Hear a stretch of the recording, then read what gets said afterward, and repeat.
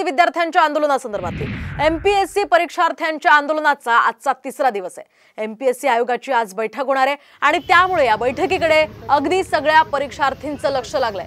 नवी पेठेतील शास्त्री रस्त्यावर हे आंदोलन सुरू आहे, तर आज या आंदोलनामध्ये रोहित पवार सुद्धा सहभागी झालेत। 25 तारखेची एमपीएससीची परीक्षा पुढे ढकलावी अशी आंदोलक एमपीएससी उमेदवारांची मागणी आहे आणि याच पार्श्वभूमीवर हे आंदोलन 3 दिवसांपासून सुरू आहे। दरम्यान याच पार्श्वभूमीवर एमपीएससीच्या विद्यार्थ्यांसाठी आता शरद पवार देखील मैदानात उतरणार आहेत। सरकारने भूमिका स्पष्ट करावी, अन्यथा स्वतः आपण आंदोलनात उतरणार अशा शब्दात शरद पवार यांनी ट्विटरद्वारे सरकारला इशारा दिलाय। 25 ऑगस्टला होणाऱ्या एमपीएससी परीक्षेमध्ये कृषी विभागाच्या पदांचा समावेश करावा या मागणीसाठी एमपीएससीच्या विद्यार्थ्यांचं पुण्यामध्ये हे आंदोलन सुरू आहे। मात्र आयोगाने अद्यापही या मागण्यांबाबत कोणताही निर्णय घेतला नाहीये, त्यामुळे विद्यार्थ्यांनी आंदोलन कायम ठेवलं असून शरद पवार यांनी सुद्धा आता या आंदोलनाला पाठिंबा दिलाय। त्यांनी नेमकं काय ट्विट केलंय आपण पाहूयात। सरकारने योग्य भूमिका स्पष्ट केली नाही तर पुण्याच्या आंदोलनस्थळी मी स्वतः जाणार असल्याचं शरद पवार आपल्या ट्विटमध्ये म्हणतायत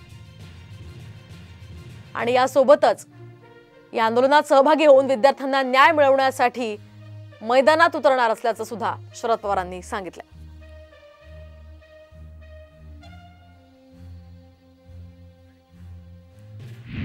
दरम्यान या सगळ्या पार्श्वभूमीवर आपण अधिकची माहिती जाणून घेऊयात आमचे प्रतिनिधी सागर आव्हाड यांच्याकडून। सागर, काय सांगाल, गेल्या 3 दिवसांपासून खरं तर या विद्यार्थ्यांचं आंदोलन सुरू आहे, काय सध्याची माहिती आहे, काय संपूर्ण या प्रकरणावर अपडेट्स मिळतात?